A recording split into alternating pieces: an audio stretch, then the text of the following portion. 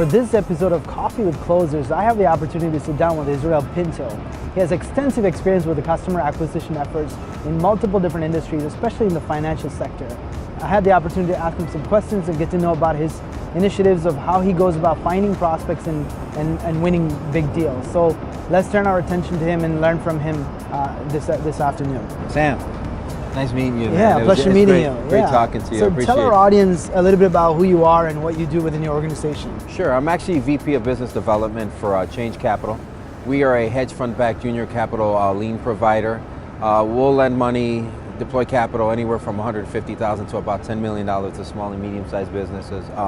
Really fortunate to get to work in this space because I firmly believe that the small and medium-sized business owner is the lifeblood or the engine of our great American economy.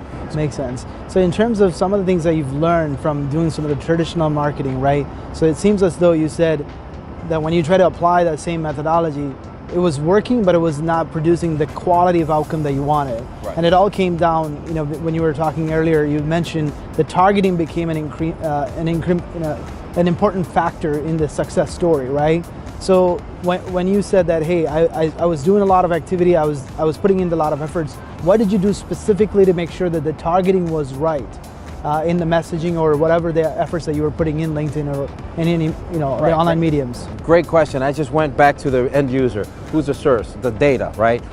Who am I targeting? So I started looking at better targets, right? The private equity firms, the M&A firms, the banks. Those are the ones that we can partner with, right? And say, hey, listen, do you have a client that doesn't fit your box, may fit our box? But again, not competition, but folks that are basically in our space. And you'd be surprised. Using social media, I deal with a lot of companies that basically do exactly what we do, but a certain deal doesn't fit their box because of a certain guideline. So via LinkedIn, they come to me and say, hey, listen, I've got this deal, come here. Hey, can you handle this deal? So again, it's critically important to understand your audience, right? Secondly, your messaging, right? You see a lot of nebulous and vague messaging on LinkedIn. Oh, we can do this, we can do that, we can do that. Obviously, you want to get the attention of these folks within a paragraph or two, right? But you don't want to put 5 or 10 paragraphs in there, right? Folks aren't going to read that, similar to an email, right? If I see an email that's got 3 paragraphs, I'm ADD, man. I'm not going to sit there and read that whole email, right? Give me a couple paragraphs. So again, I really focused on really finding who the real target is, right? But then that effort, bombarding that target. Most certainly. So one of the things that I was thinking about, do you think there's almost you're no longer a sales rep today, right? Today's salespeople are technically marketers because they have to be much more of a useful resource for their prospective customers, because you don't want to be like selling anymore. You want to provide value and education and information, and that's what the prospects want. So do you feel like there comes a time like now with the access of technology and internet and all those things, we're becoming educators as sales reps? Absolutely. And you're providing a lot of insights? Absolutely. And you look at folks, and I look at the car business as a perfect example. I have a few friends that sell cars, right? And the customers that come in already know what that car is going to cost. They've done their research online, technology, right? We got to educate our customers, right? I shared with you earlier, in my space, our cost of capital is a little higher, right? Because we're dealing with companies that aren't bankable. So we really got to educate these folks. I actually put a post out, opportunity cost, what's your rate? Because I get that all the time. What's your rate? What's your rate? What's your rate? What's it going to cost me, right? So as long as we educate folks, right? And we put them in a position that they understand your value prop, right? And we understand that client, he may be your client or he may not, but because you've educated them, there's 6 degrees of separation, right? You've got a referral that person can send your way because you treated them right and you educate them. That may turn into another lead. And we were talking about this earlier. The life value of that particular client, I think way too many companies and way too many folks don't put enough value on that. As a firm currently, our repeat business is about 72%, which is mind-boggling because we've taken care of them.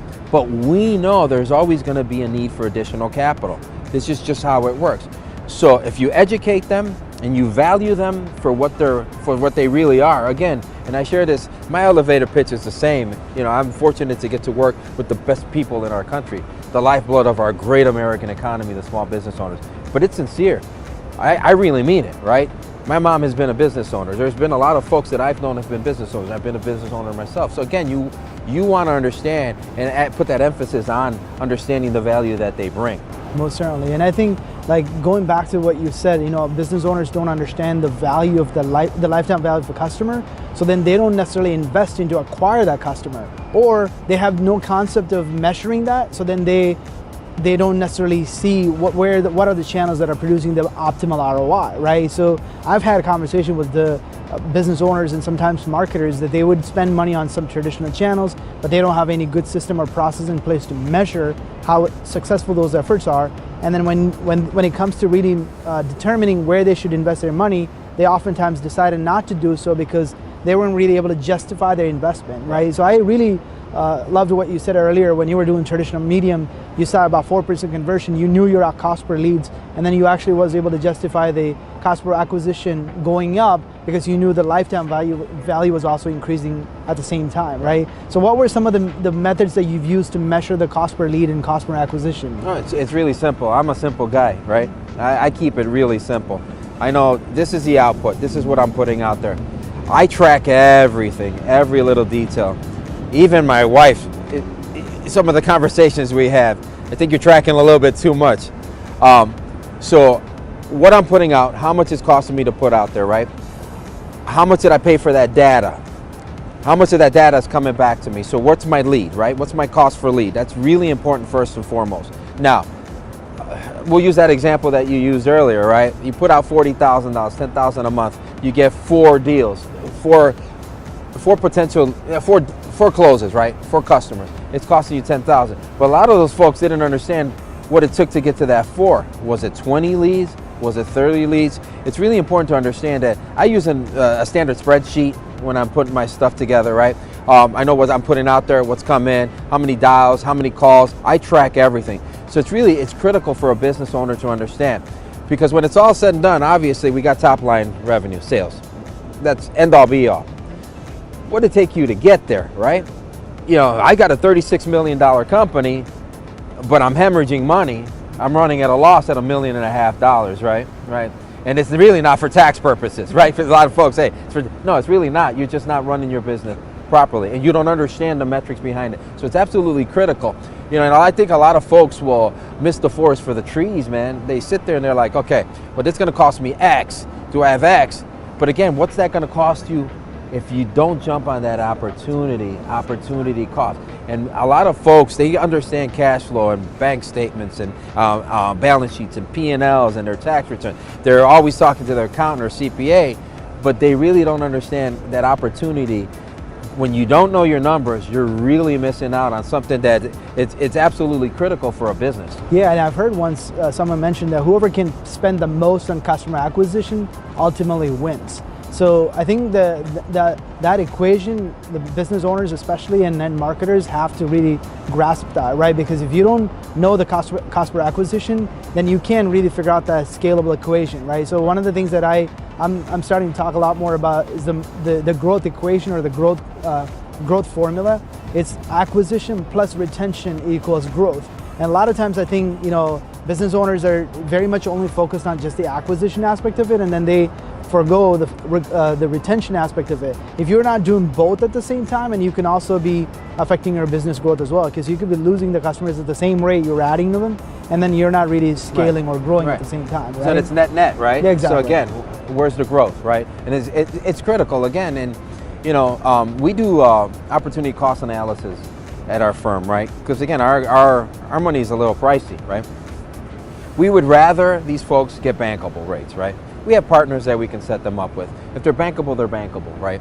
But a lot of folks, they understand their margins, right? And they've got a potential piece of business that's coming, right?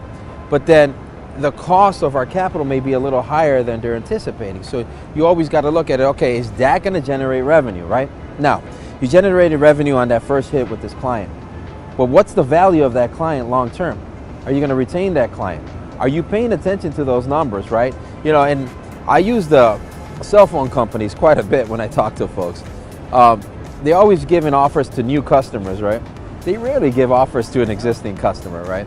So I know a lot of folks that will jump from carrier to carrier. I'm actually a loyal cell phone user, right? We were with the same company, and they shall remain nameless, for almost 12 years, right?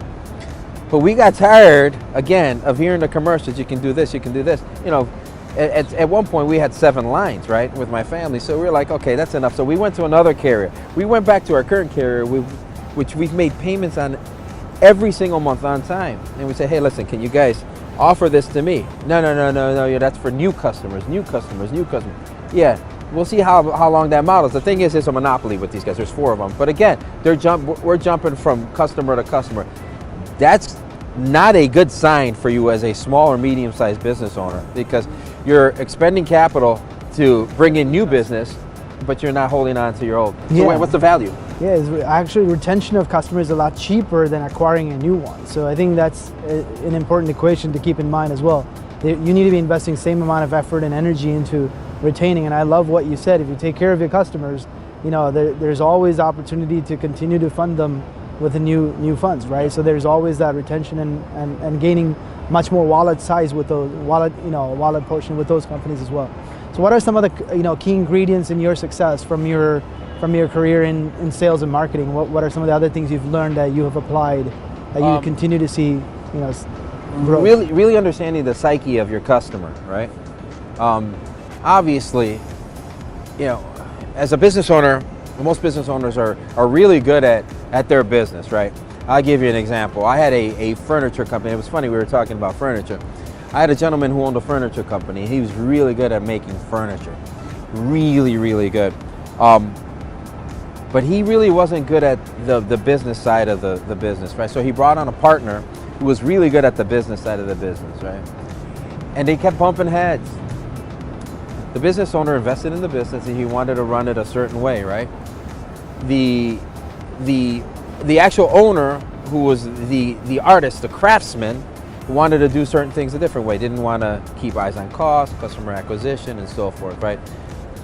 So what the investor, who I know very well, he went back and he did this whole analysis of his clients, his last 5 years, and it was this 15-page dossier, so to speak, and the owner, Joe, he's like, wow, I really didn't know that about my customer. I didn't know that about my customer. Didn't know. So he started implementing some of the strategies that the investor, and before you knew it, 8 months later, they doubled in revenue.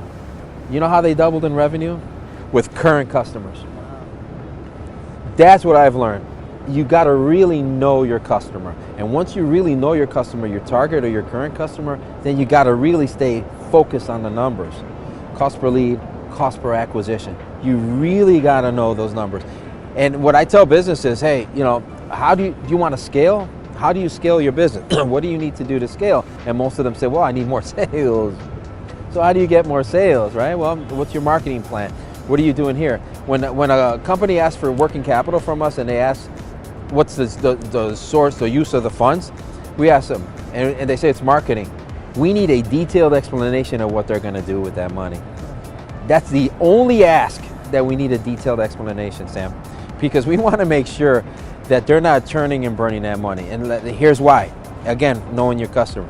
We know if they're successful with this marketing campaign with that capital, they're going to come back. So again, know your target audience, know your customer, and keep an eye on your analytics and your metrics. You got to know your numbers. That's a great place to kind of end our conversation. I'm so happy that we had this opportunity to talk. I'm thankful for sharing some of your insights from years in sales and marketing. So hopefully our audience can take some of those insights and apply in their company. Fantastic. Thank you, Sam. Yeah, appreciate it.